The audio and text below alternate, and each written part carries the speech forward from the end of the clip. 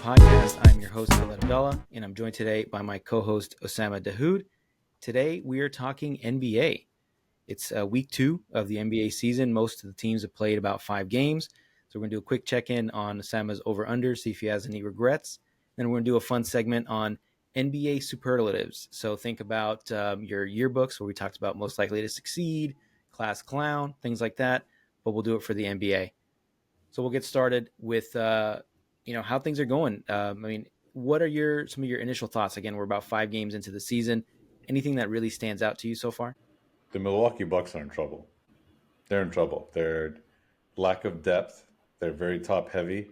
They have two of the best players in the league. Two top. I don't know where does Dame go? Top 30 now? I don't know. It doesn't matter. He's still a great player. 15, 20. But Yeah, maybe. there's like a big drop off from there, and their perimeter defense is bad. They're 1-3 to start the year. They haven't looked very good in these 4 games so far.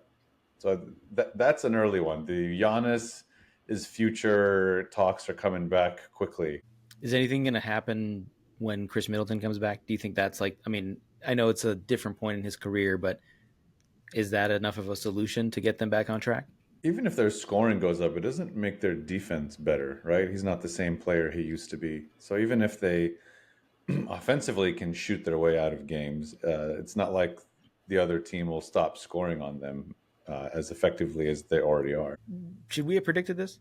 Should we have seen this coming? I think both of you guys went over, right? In your over-unders for the Bucks. Did you guys see Did this we? coming? For Milwaukee, I think I went under, Swinman went over. Okay. And what was your reasoning for the under? So it doesn't seem like you're regretting it now that they're 1-4, but I think one thing we did point out though is they could be the 3rd seed or they could be like the 6th seed. They just because of the potential volatility, like one of those guys gets hurt, like it all goes downhill. And even if they're both healthy, as we can see, it's early and maybe we're overreacting, but I don't think it's that much of an overreaction to say it's going to be a long year for them. no, I don't think it's an overreaction at all. I think the vibes are off. It's a Doc Rivers team, so I guess it's not that surprising that there's bad vibes. And I think I saw a stat that he took over the team and they were 34-16 or something, and now they're 18-40 or some crazy number like that, where he took over a pretty good team, and they've just tanked ever since. Part of that obviously is the injury to Giannis, and Dame wasn't healthy and all that. But I think if I was on that over under pot, I probably would have taken the under just because there's no plan B for them. It was almost like, we're betting, we're all in. The chips are all middle of the table on Giannis and Dame and Brook Lopez still being good and Chris Middleton coming back and all that. Any other surprises? Any other positive surprises for you? Again, 5 games in. The Cleveland Cavs are 5-0, which is for me a delightful result. It's not surprising. I think we'd put them in the top 6 and said they could very well be the 3 seed instead of Milwaukee, just because their defense is really good. Their top 4 guys all missed 30 plus games last year. With everyone healthy, they look great. It's really great to see with Kenny Atkinson at the top. Their defense is really good. Their stars are playing well. Really happy to see how well the Cavs are playing. I was really high on them last year, but obviously everything that could go wrong went wrong. Like you said, all their top guys missed 30, 40 games. I think even Donovan Mitchell, who's usually pretty durable, missed a significant amount of time. So I probably would have gone over on them as well coming into the season, just because you would think, whatever, that at some point the injury luck's going to bounce the other way. I mean, some guys just don't stay healthy for whatever reason, but I think more often than not with these guys, like the soft tissue stuff and some of the freak injuries, like a broken hand. I think Darius Garland broke his hand last year, if I'm not mistaken. Like that stuff doesn't usually happen more than once. And speaking of injuries, there's been a couple high profile ones so far. Have there any of these, like the Paolo injury, the DeJounte Murray, James Wiseman? He's probably not on that tier of player, but I'll throw him in there. But have any of these injuries caused you to rethink and be like, man, I screwed up that pick? Scotty Barnes got hurt, and it's totally killed my Toronto potentially hitting the over. I changed my mind now officially from this pod. Toronto is not hitting the over. They're terrible. They're terrible with him. They're terrible without him. From what I've seen, that's a big one. But with Paulo, I think they'll be fine. It's just a couple of months. They're still a pretty stacked team. Maybe they're at risk of hitting the over for potentially, but they're still like a very defensively stingy team that has a lot of good players. What about DeJounte Murray, the broken hand? Uh, I don't know. They struggled. They lost to a really shorthanded Warriors team twice, and they got like totally rolled and dragged in both of those games. Defensively, they didn't have any answers for the Warriors, and they couldn't score against the Warriors. They were out hustled. I think that is a little bit alarming. And I don't know if we're shortchanging this Warriors team, but they were missing Andrew Wiggins and Steph Curry on back-to-back nights and got totally just boated. Yeah, I don't think we are. I mean, that's probably my pick. That I mean, it's kind of a homer pick, but that's my like surprise so far. Um, you start off 2-0, and then you lose Steph and Wiggins, and you're like, okay, here comes the vibes from last year, the year before, where there's kind of this like impending sense of doom on this team. Then you lose DeAnthony Melton on top of that, and you're like, okay, yeah, here comes the 5-6 game losing streak. I know they're about to go on a road trip, so things are going to get a little bit harder. So we can revisit this conversation in a week or two.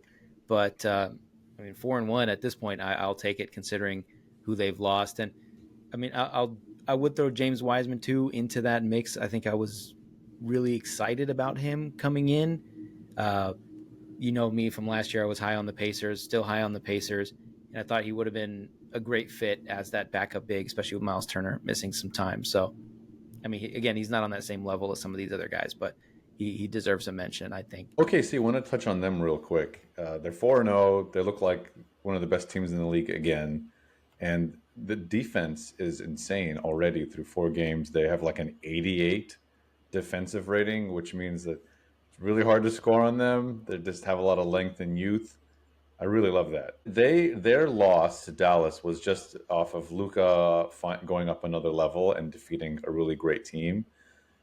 I'm expecting them to be the 1 seed again, and if they keep this kind of defense up, that won't happen in the playoffs. They'll go to the finals this time. Yeah, I think part of it was like the Giddy experience last year. They were able to play off of him, so they had just one less shooter out there. They got basically played him off the court. They replaced him with a guy that in Caruso doesn't need the ball to be effective. You can't really play off him because he's going to be in the corner.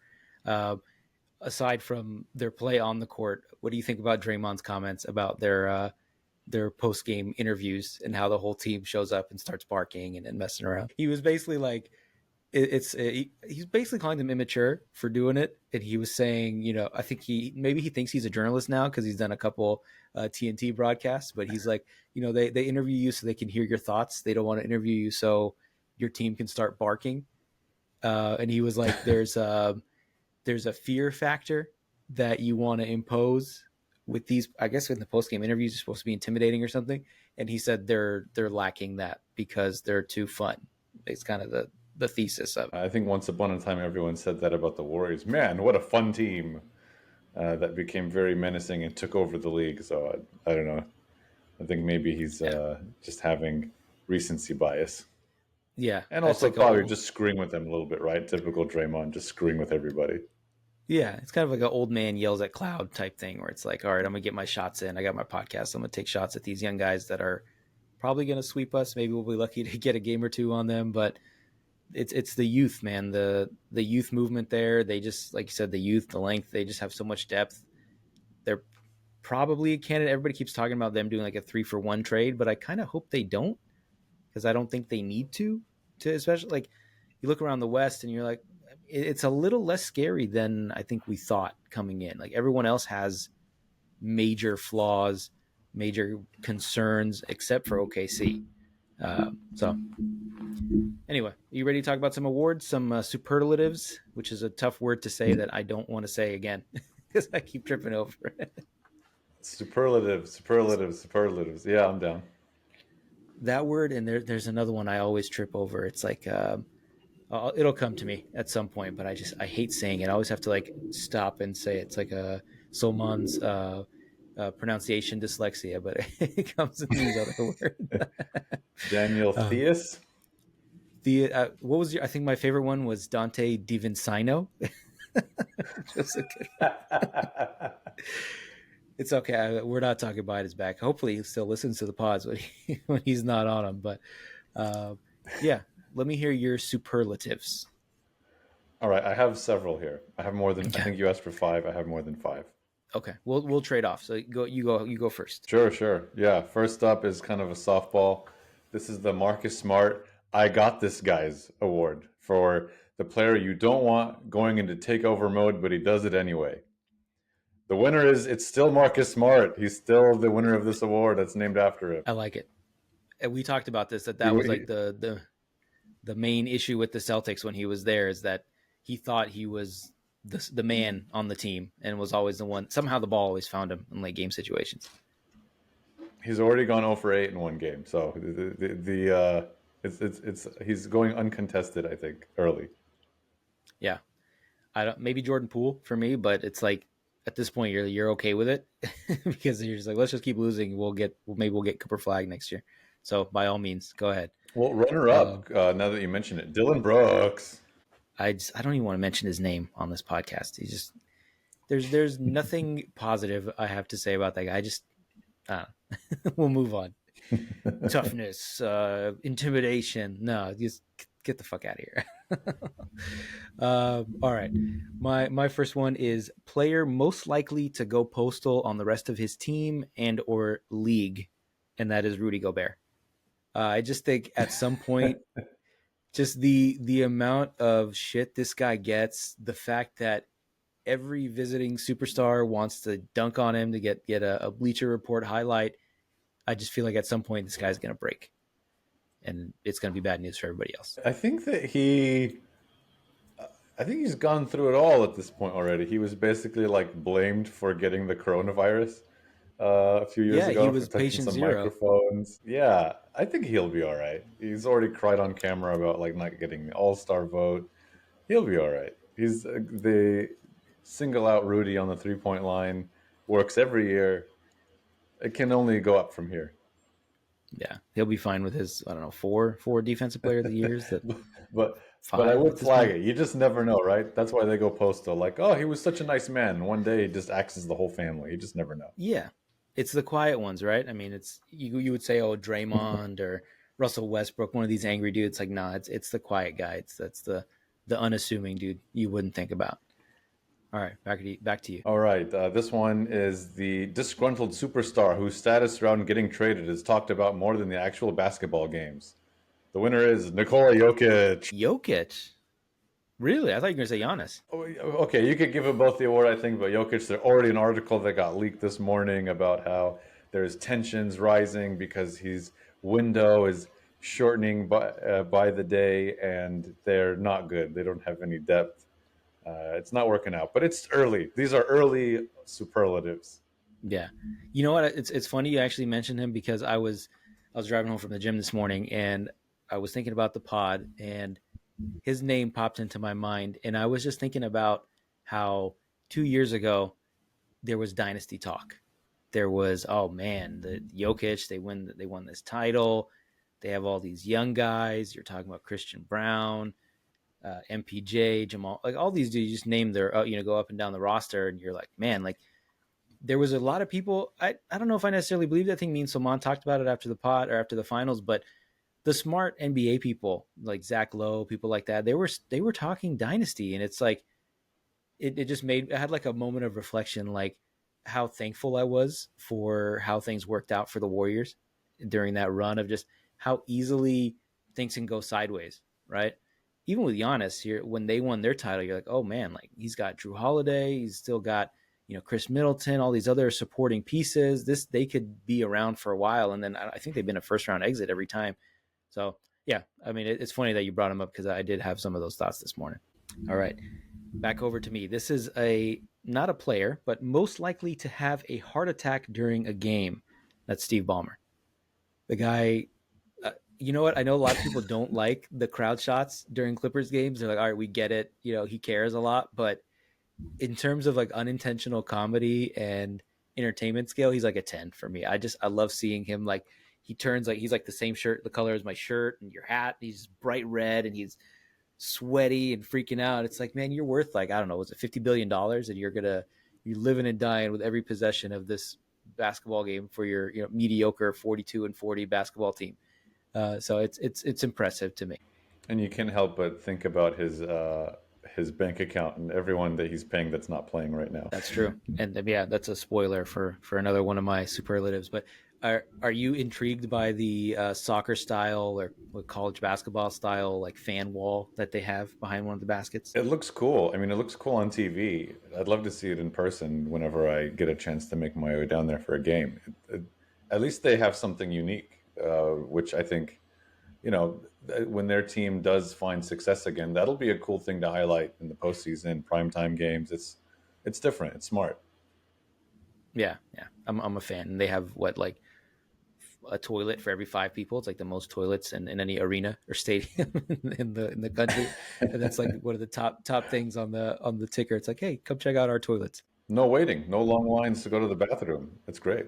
Yeah, so my next one, kind of, you mentioned dynasties. This is the "we're all doomed in a couple of years" award, because this person's going to take over the league, and that's Victor Wembanyama. He had a 5 and 5. How do you call it? That's not a triple double. 5x5, 5 by 5 stat line yesterday. He's slowly figuring it out, and they don't have the team yet, but they will, because all these other guys that are at the top of the game now are going to start to age out a bit. Some of these pieces that are working with them will start floating around to other teams. The salary cap rules are going to break up OKC, and some of these guys are going to end up together. It's coming. It's going to be in the next 3 to 5 years, and we're all doomed. This guy's going to win all the titles, all of them. I think what impresses me the most, aside from the crazy physical ability, the fact that he's just like doing bonkers shit for a guy his size, just there was a couple of highlights that I saw of him and Chris Paul just running this 2-man game. And you think about this, 20-year-old French kid and this almost 40-year-old basketball savant. Like, as much as we can hate on him, he's a savant, one of the smartest players ever. And they just have this understanding. And I'm just thinking about, all right, they get a year together for him to take all this like basketball knowledge, but he already has this like just amazing IQ. He has the vision. It's like all the stuff that you can't really coach. I feel like he has that already, which is crazy. I mean, it's everything else is going to catch up. He probably needs to get a little bit bigger. There was also the. Do you see the highlight of him trying to box out Steven Adams? Yeah, you could still, he's still. I mean, Steven Adams is a bear of a man, but he's Yeah, still obviously a skinny kid. exactly. He's probably got like, I don't know, 60, 70 pounds on him. So it was just funny. Like maybe he needs to fill out a bit. Not doesn't have to get huge, but maybe get to like Kevin Durant level, put a little bit of muscle on. But yeah, he's it's an impending doom, like you said, for the rest of the league, and I'm excited for it. And I mean, dynasties are fun. Dominance is fun. Let's get things going. And San Antonio is a likable place, likable team, so I'm down. Uh, all right, you kind of mentioned this team already, but most likely to quit on his team before the season is over. There's a lot of potential choices here. I went with Doc Rivers. Uh, it could be Giannis. I thought he was going to be your disgruntled pick, and there's already like, oh, maybe the rumors of him going to Miami. I feel like every year there's just some superstar that's going to rumored to end up in Miami. It doesn't always happen, but I just feel like at some point, I think he's got 2 more years left on his deal. So I don't know if they fire him. Maybe it'll force their hand, and Giannis will just be like, get this guy out of here, or I'm out of here, type thing. But I feel like Doc Rivers just doesn't have the fight in him anymore. He's just be like, just get me the hell out of here. That's funny you mentioned that. I just saw something that got aggregated this morning that it's not 2008 anymore.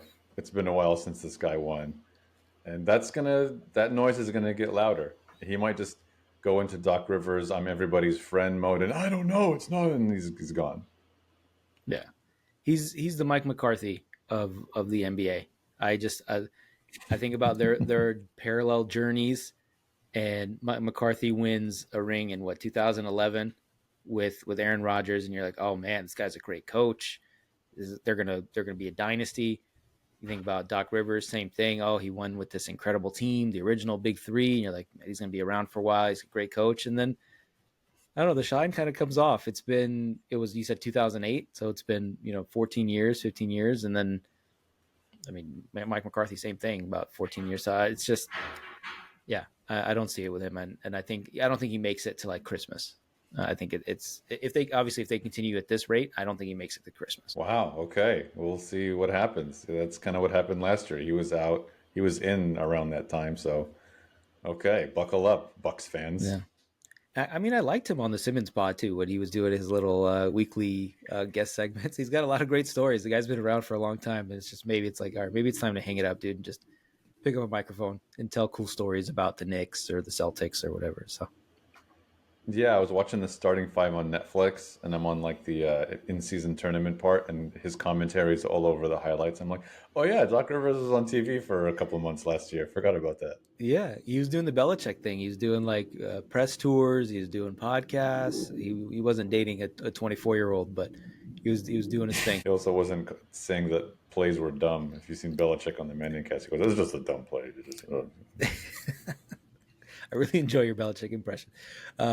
He's just, yeah. Both of them are just they're unfiltered when they're not coaching, and then, but I don't know if Belichick still has his fastball, but it's clear that Doc Rivers doesn't either. So, all right, back to you. uh, the award for always having bleeding cuts on their arms, the unanimous winner once again this year is Nikola Jokic. He's always bleeding on his arms. I don't know why, but he's always got cuts and he's always bleeding all the time. It's the lunch lady arms, right? Maybe it's just like a target. Maybe if he was a little more cut up, it wouldn't happen. But Dan Levitard has likened him to just generally looking like a loaf of bread. So I think there's something there. I remember a couple years ago, I was watching. I think it was Christmas Day. It was a family party, and my sister in law, who does not know anything about sports, she probably couldn't name five NBA teams. She was watching Jokic. She's like, "Why? Why does he run like that?" I didn't have an answer. I just, I don't know.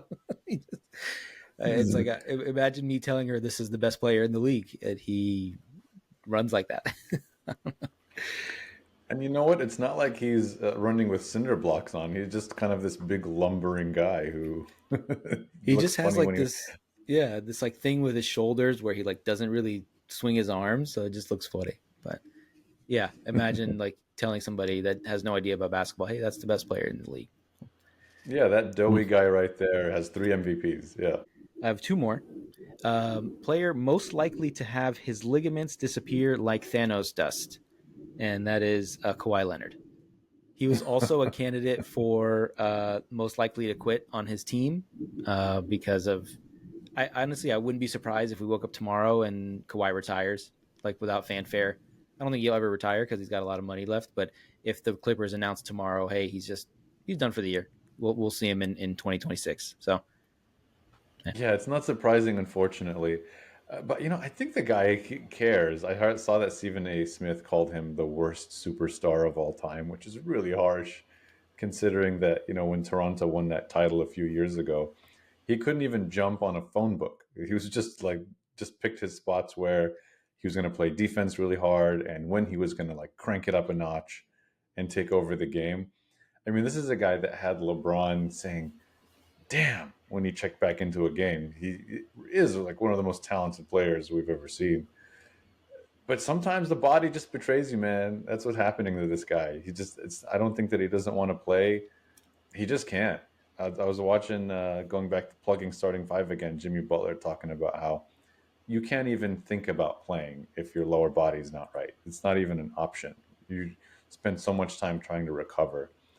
And now his trainer's suing the Clippers, right, for like malpractice yeah, and some sort of unorthodox recovery methods. I forget the legal terminology they use, but basically saying they botched his treatment, which is like a really crazy accusation that could possibly shed some light on why this guy's had so much trouble finding the court. Maybe, I don't know. He played 70 games or so last year. It is funny to imagine him on the court and then just sand appearing from his going for a layup, and then the ball just falls in the middle of the air because he's disappearing. yeah. I saw a headline where it said, or a ticker on ESPN where it said the initial prognosis for his injuries when he first came to the Clippers, like you mentioned after the Raptors, was that he would need like 700 days to recover. which is, I mean, kind of it's a weird thing to say. Why don't you just say 2 years? Just ballpark it at 2 years. But I guess the 700 days is a little more eye catching. But I think it was that trainer that first had that initial prognosis of like this guy needs basically 2 years to recover, and obviously he comes back sooner than that. And we've seen that it's one of the oldest stories in sports where a guy like comes back when he's like 70% instead of waiting to be fully healthy, and then it just gets re-injured or injure something else, aggravates the old injury, whatever it is. But we've seen it play out, time and time again. I'm imagining him fading away in the Game 7 winner against the Sixers and him slowly turning into dust while fading away now. I think that's I can't unsee it. Now it's a ball bouncing around on the rim, and Joel Embiid crashed into nobody. There's just nobody there, but the ball was released by somebody that disappeared. Would have worked out a little better for us in that final series. That's what Would have been happened. nice, yeah, if he was a finger wave that made him disappear. Next one up, player most likely to rehearse all the things he says on mic'd up. Jason Tatum. He's had a rough summer. Had a rough, he had like that uh, redemption on was it game one where he went, I don't remember the stats, but he was like, I don't know, 80% from three or something, and everyone's like, oh, see, Steve Kerr, thank you, Steve Kerr. I remember Bill Simmons, all caps, thank you, Steve Kerr, as if benching him fixed his shot, and everyone's, oh, his shot's fixed. And then I think in the game since he's struggled from three. But it's kind of weird that a guy that won a title and had won a gold medal is having a rough time of it. But he's getting a lot of shit for his antics. They had this insane comeback the other day against, I think, Indiana or something like that, and he was on fire. He scored like 36 points in the second half or something like that. But there's just something about him that says to me the personality is a little bit, I don't know. That's the whole thing. I think he didn't have like a, in the moment when he was being interviewed after they won the title is when it hit me. Because when they played the Warriors a few years ago, he was like doing these Kobe Bryant references where he's wearing like Kobe's practice outfit on the way to a game. And then they win the title, and he looks like he wants to say anything is possible, is what he looks like he wants to say. He puts his hands on his head and he looks around and he starts kind of short circuiting, and he says, "We did it!" He just kind of like picks something to say about them winning the title. Your watch. I mean, you mentioned starting five a couple times. He's in it, right? So what are your takeaways from the behind the scenes access? It's, I mean, there's not as much pressure to be performative. He's with people around him that he's comfortable with. He's fine. He's not as um, appealing on camera as LeBron or Anthony Edwards. He's there with like Sabonis as like, yeah, it's kind of cool to see what this dude's like, but it's not like Tatum, man, this is good stuff from Tatum. I watched the first episode and it read to me like a LeBron PR special, so I got turned off. But I'll pick it back up because I am curious. I mean, as a Sacramento resident, I'm curious to see Sabonis's life, and of course Edwards is probably the most charismatic young guy in the NBA. So I want to see more of him, but I'll give it another You shot. do get a Arvydas Sabonis appearance. I never had chance to join the draft. You're killing it with the impressions today. All right. This is my last one. This one's kind of sad, but it's a player most likely to never live up to his full potential. I mean, there's a lot of candidates here. I have two, um, Michael Porter Jr. and Jonathan Isaac. It's kind of a dual award for different reasons, right? I was thinking about, again, the Jokic and the Nuggets and MPJ, and he's a guy that I think people like fall in love with the idea of him as a player. You see this dude, he's like 6'10". You're like, he's, got a great outside shot. He's competitive when he wants to be, but just the idea of him is never fully realized because, like you said, your body just quits on him, and his body just quits on him.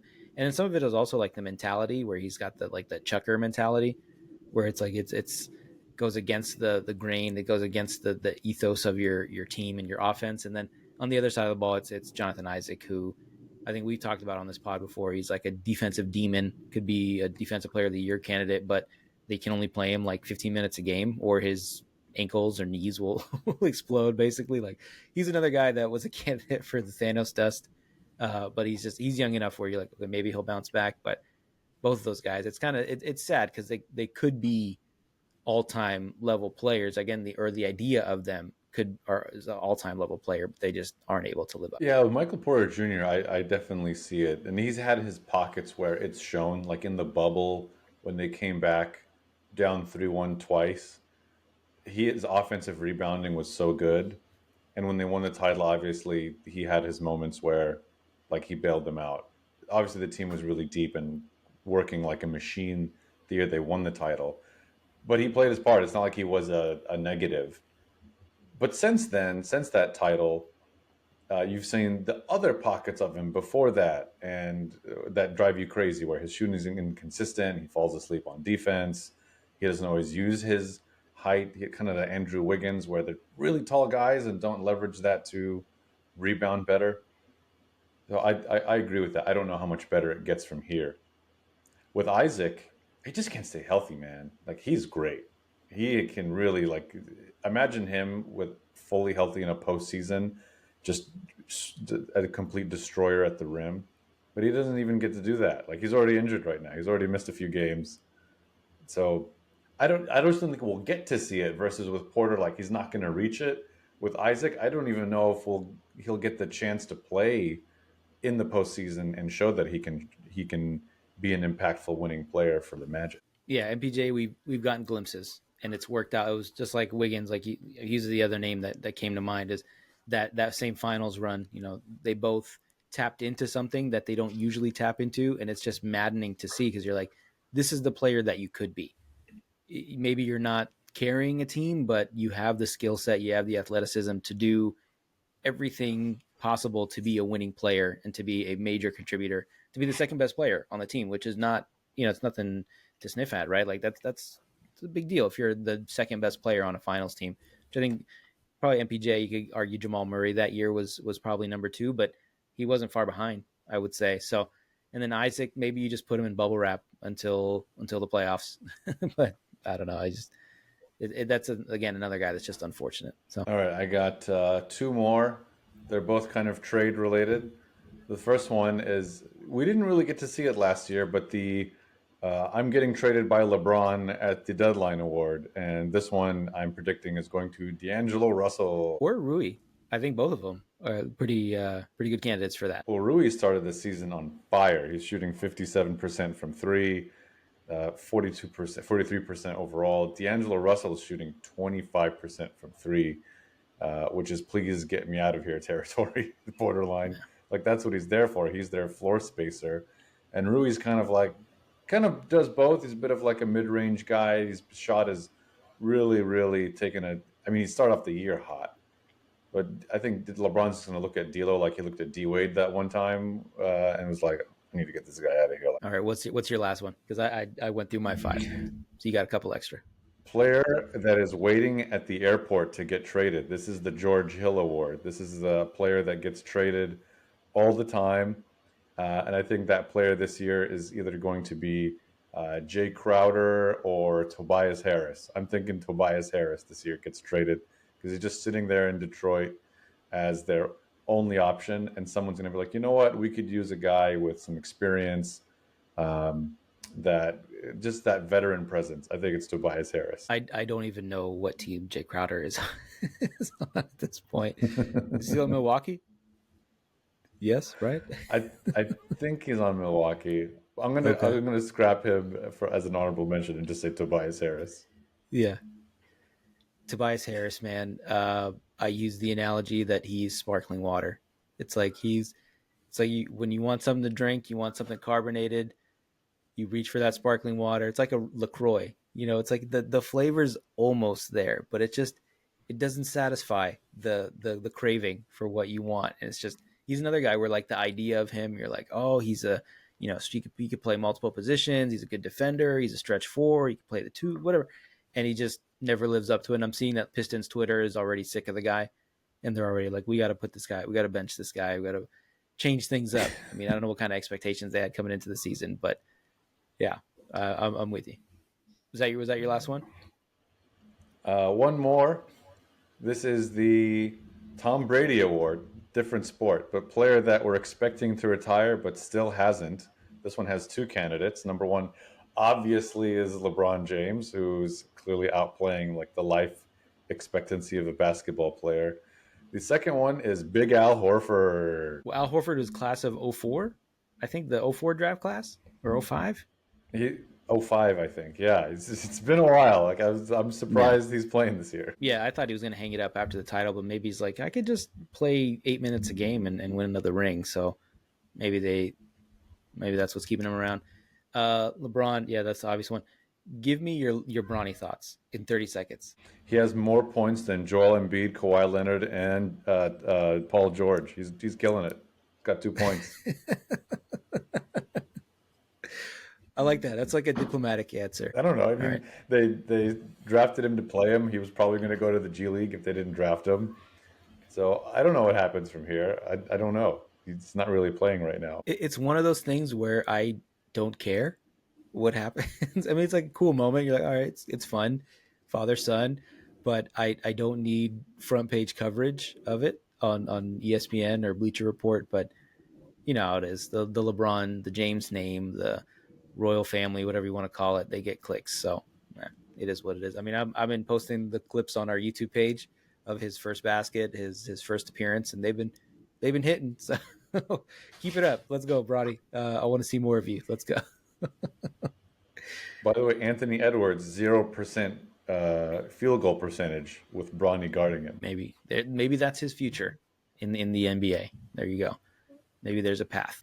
Well, thank you, Sam. I appreciate you, man. Thank you guys for checking us out. Let us know what you think of our awards. Let us know what your awards are, what your superlatives, again, a word I just hate saying out loud, but let us know your superlatives for the early season NBA. We'll probably do a check-in maybe around the All-Star break on the over-under, see how we're doing. And, of course, we do a wrap-up at the end of the year where we see how we did, where we went wrong, what teams exceeded expectations, which teams fell well below expectations, which was a fun pod last year. So we'll definitely do it again. But I appreciate you, man. Thanks, Sam. Yeah, thanks everyone.